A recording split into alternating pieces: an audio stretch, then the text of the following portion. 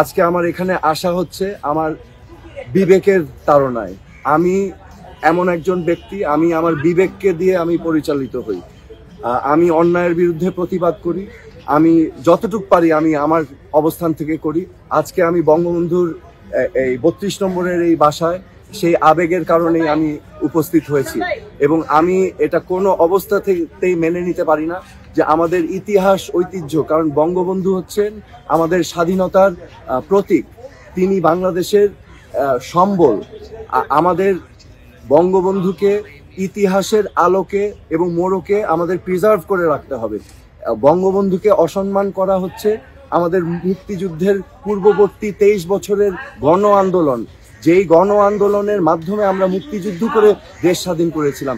আজকে যে ছাত্র জনতা যারা আজকে আন্দোলন করেছে, তাদের উদ্দেশ্য কিন্তু একটি বৈষম্যহীন বাংলাদেশ, একটি বাংলাদেশ যেখানে সবার অধিকার নিশ্চিত করা হবে, এমন একটি বাংলাদেশ যেখানে সবার বাক স্বাধীনতা থাকবে, এমন একটি বাংলাদেশ যেখানে মেধাই হবে মূল মাপকাঠি।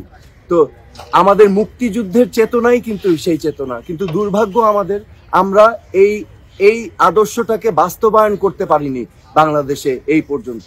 তো আজকে ছাত্র জনতা সেই উদ্দেশ্য নিয়েই কিন্তু আজকে রাজপথে নেমেছিল। তো কিন্তু আমি তার পাশাপাশি আমি স্মরণ করিয়ে দিতে চাই আমাদের ইতিহাস ঐতিহ্য, বঙ্গবন্ধুর অবদান, এটাকে আমাদের অস্বীকার করার কোনো স্কোপ নেই। কারণ আমাদের অতীত, আমাদের সত্তা যদি আমরা ভুলে যাই, তাহলে কিন্তু আমরা ভবিষ্যৎ গড়তে পারবো না। সেই বাংলাদেশ কিন্তু সেই আধুনিক গণতান্ত্রিক এবং সমৃদ্ধশালী বাংলাদেশ কিন্তু আমরা গড়তে পারবো না। বঙ্গবন্ধুকে এবং যারা আমাদের স্বাধীনতা সংগ্রামের অবদান রেখেছে, আমি বিশ্বাস করি সকলের অবদানকে আমাদের নতুন প্রজন্মের কাছে তুলে ধরা আবশ্যক। যেমন হোসেন শহীদ সারওয়ার্দী, একে ফজলুল হক, বঙ্গবন্ধু আমাদের মুক্তিযুদ্ধের প্রেরণা দিয়েছেন, অনুপ্রেরণা দিয়েছেন, তাজউদ্দিন আহমেদ, সৈয়দ নজরুল ইসলাম, এমনকি আমাদের মুক্তিযুদ্ধে অবদান রেখেছেন জিয়াউর রহমান সহ 11 জন সেক্টর কমান্ডার, এবং যার আরো অনেক বীর, অনেক হিরো এবং অনেক নায়ক, মহানায়ক আছেন, যাদের ইতিহাস আমাদের নতুন প্রজন্মের কাছে তুলে ধরা আবশ্যক। আমি মনে করি এই চরিত্রদেরকে নিয়ে রাজনীতি করা ঠিক হবে না। আমাদের এই অ্যাসেট, যারা আমাদের লেগেসি, তাদেরকে আমাদের সংরক্ষণ করে রাখতে হবে ন্যাশনাল অ্যাসেট হিসাবে। তাদেরকে নিয়ে যেন ভবিষ্যৎ বাংলাদেশে রাজনীতি না হয়, এটা আমার ব্যক্তিগত অভিমত। আজকে আমি আমাদের ছাত্র ছাত্রী ভাই বোনদেরকে আন্তরিকভাবে ধন্যবাদ জানাচ্ছি। তারা এই মিউজিয়াম, বঙ্গবন্ধুর মিউজিয়াম, বাসভবন, এটাকে তারা সংরক্ষণ, ক্লিন আপ করছেন, পরিষ্কার পরিচ্ছন্ন করছেন যতটুকু তারা পেরেছেন।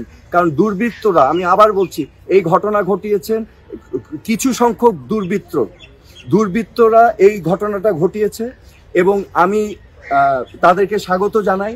তারা চেষ্টা করেছেন যে এখানে সার্বিকভাবে ক্লিন আপ করার জন্য এবং সংরক্ষণ করার জন্য।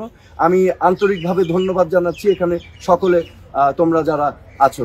এবং আমি আবারও আবেদন করছি আমাদের সকলের কাছে যে এই দেশটা আমাদের সবার, রাজনীতির ঊর্ধ্বে এসে এই দেশটাকে ভালোবাসতে হবে।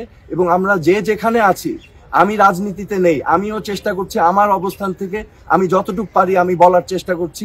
বিকজ রিমেম্বার, আমাদের মরাল কম্পাস যদি আমরা হারিয়ে ফেলি, তাহলে কিন্তু কোনো জাতি কোনোদিনও মাথা উঁচু করে উঠতে পারবে না। So please be guided by your moral compass.